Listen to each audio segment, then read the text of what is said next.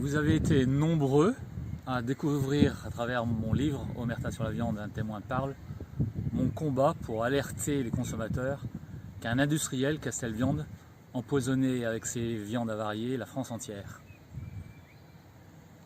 Des viandes contaminées pour Auchan, des restaurants intoxiqués chez Flunch, des déchets cachés dans les plats cuisinés chez Lustucru.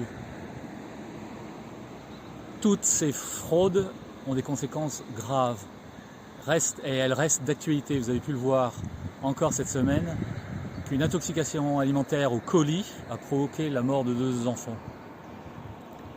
Suite à la parution de mon livre, j'ai été attaqué par l'industriel Castel Viande qui m'a fait un procès en diffamation. L'instruction a été longue, 3 ans, mais j'ai gagné le procès car l'industriel a retiré sa plainte la veille du procès. J'ai saisi la justice pour que la loi de protection des lanceurs d'alerte, la loi Sapin 2, puisse être appliquée et pour faire reconnaître mon statut de lanceur d'alerte. En première instance, en 2019 au tribunal de Nantes, la justice n'a pas voulu entendre parler de statut de lanceur d'alerte et elle a donné raison à l'industriel de me licencier. Quand même un comble. J'ai recherché de l'aide et j'ai eu la chance de croiser Eva Joly, l'ancienne juge d'instruction qui aujourd'hui est devenue avocate et qui défend la cause des lanceurs d'alerte.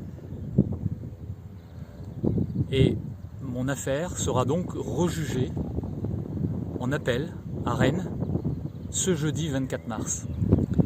Aujourd'hui, je vous lance un appel pour que vous m'aidiez financièrement dans mon combat à faire reconnaître mon statut de lanceur d'alerte au service du bien commun. Et cela fait 13 ans que je supporte seul ce combat pour défendre la santé des consommateurs.